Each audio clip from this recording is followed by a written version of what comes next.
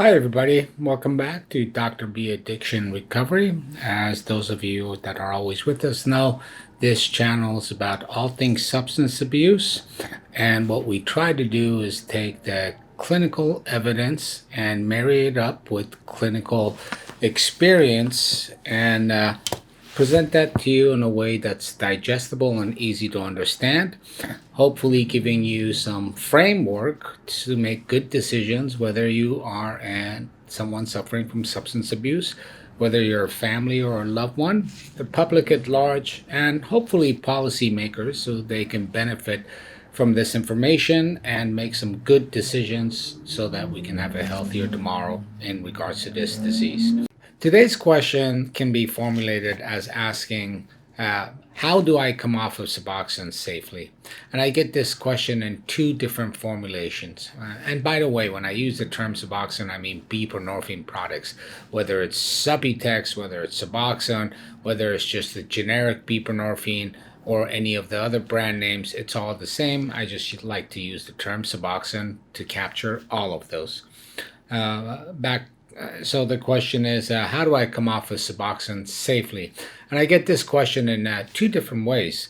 One of the ways I get it is just directly asked of me through a lot of social media or emails or patients coming in right off the bat, really before they even start their treatment, they're asking about how they will get off the Suboxone. That's one way I get this question. And people will ask me about the dosing, the regimen they're on, and if it's correct. And nothing else is given to me. Nor can I really answer medical questions in that way, except in a general educational way on social media. It would be unethical and I would give you wrong answers without knowing your history and doing a physical exam.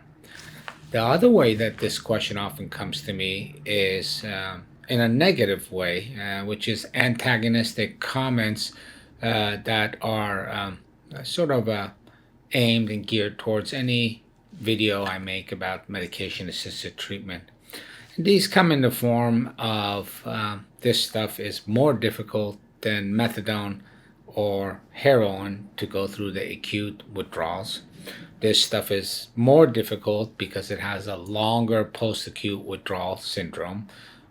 This stuff is highly addicting and they couldn't get me off of it, and so forth. I will say those are all wrong. And I want to rephrase the question, and as I do so, I want to begin by putting a little background so we understand it better and move forward from there. And instead of asking the question, which may be something like, how do I taper off of Suboxone safely? Let's ask the question, how do I not come off of Suboxone? Or rather, how should I not attempt to come off of Suboxone? And one of the major ways that is happening out there quite often is detox programs or any kind of rehabilitation program where they do a cross tolerance to Suboxone type products after a person comes in from using heroin, fentanyl, or pills, and they do a taper, and these tapers are usually several days to weeks long. Well, Suboxone was never made for that, and the data it just really doesn't support that kind of approach.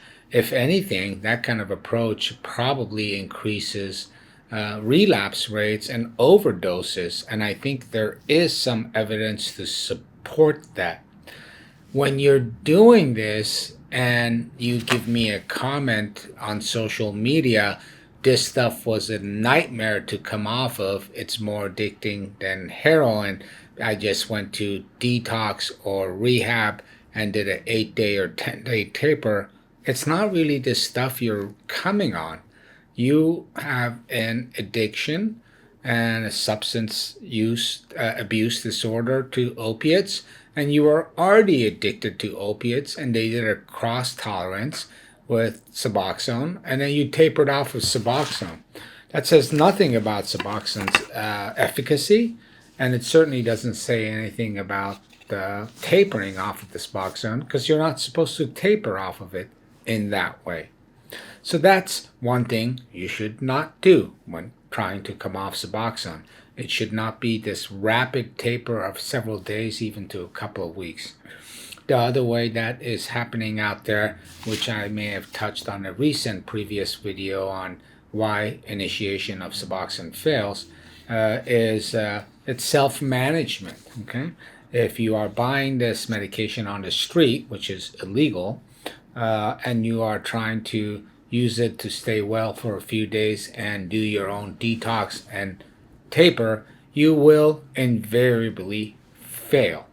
There's a lot of nuances and almost a clinical art to understanding certain things, which does not include you getting this medication from the street, using it, and coming off. I always compare it to you buying your own blood thinner on the street for the prevention of stroke if you have some sort of a disease state that might increase your chances of a stroke or a heart attack or some sort of arrhythmia, and something as delicate as some of the older blood thinners that need to be managed closely by a clinician, and you manage it yourself and you kill yourself by either bleeding to death or stroking out. So you certainly shouldn't be managing it by buying it on the street and doing your own maintenance for a few days and tapering. And it's really not too much different than the way it's done in many treatments. The other place the failure does come is when you are not properly educated on the way you should look at this medication, what it's for, and the clinician sometimes pushes on getting you off of this medication too early. That problem is more of a systemic problem, I think, and it's something that education, awareness, and removing the stigma off of this medication will fuel to cure itself over time. And it's something that you should think about in that way. You need to make sure that whoever's managing your Suboxone really uses a harm reduction sort of understanding of how this medication is supposed to be used approach, and when the time comes to taper, they manage that. Now, getting to the taper, and I think a better question is it really depends on the severity of your disease, of addiction, which goes much deeper than the substance of opiates that you're using for most people. Your age, how long you've been using, how long you've been in treatment, and how far along are you truly in recovery. And by recovery, I don't mean necessarily the length of time that you haven't used the opiate substance that is in question. It's really rebuilding the networks and connections in your brain that facilitate a certain type of behavior that is conducive not to impulses, but to good decision making, delayed gratification, and a sober-minded approach to all of your actions in society. Kind of a mouthful, all of that, but let me put it in a little bit of a different way. But let me start off with some seemingly bad news. We don't have data, nor do I have a psychological battery of tests, nor do I have any kind of biomarkers that tell me, hey, this is the right time to come off of Suboxone. For example, I know pretty much the right time to initiate Suboxone after you're acutely coming off of opiates. I personally use the clinical opiate withdrawal scale. That is a validated piece of testing. It's basically a questionnaire that gives you a score. And I know for a fact that if there's a certain score with a very high chance of accuracy, I can predict that you will not be put into precipitated withdrawals. Okay, that's a validated test. Okay, across multiple spectrums. I don't have that same test whether it's on a piece of paper, a biomarker, a piece of blood, or an x-ray, or a psychological battery of tests that tell me this is the time you should come off of this medication. But I do have clinical experience, and I can give you a couple of examples of how to think about that, right? Again, it all depends on your age, how long you've been using, what age did you start. It's going to be very different than someone who started using in their late 20s and 30s versus someone who started using when they were 14, regardless of how many years have passed. And this is because the frontal cortex and its development and the tools that the 40-year-old has when they started using a few years ago versus the, let's say, 20-year-old has when they started using at 14 are very different in terms of defining what the definition of addiction, addictive behavior is. And that will tell me if I can get you off of it, okay? So let's recap those things, how old you are, how long you've been using, the severity of your disease, what age did you start, and where you are at yourself in terms of rehabilitation and recovery that makes it so your behavior is not an addict-like behavior. Throw into the mix of that, and I say this cautiously, and I don't want it to be misinterpreted. Throw into the mix of that if you have a certain degree of, for what it's worth, genetic predisposition to certain dopamine dysregulation in your brain that the opiates were addressing in the first place before it escalated to full-blown addiction. That plays a big role in it. And if that's the case for those small number of people, I dare say that you may have to be on this medication potentially for quite a long time and or for the rest of your life. Now, that sounds like bad news, really bad news, and people describe it as a crutch, or the usual thing of trading one addiction for another. And I will say this, that's only because of the stigma that we've created in this culture and in this country regarding medication-assisted treatment, which incidentally is not even called that anymore. It's medication for opiate abuse. So, there is a small number of people that have to be on it very long term, and I won't say forever, but maybe you do. And I make that very clear up front with patients. And what are you looking for? And if, incidentally, there has been clinical trials, small studies that show really positive, statistically meaningful outcomes in using Suboxone, low-dose Suboxone, for treatment-resistant depression, which really ties into all of this, right? In many ways, it's not just your dopaminergic system, but your serotonergic system.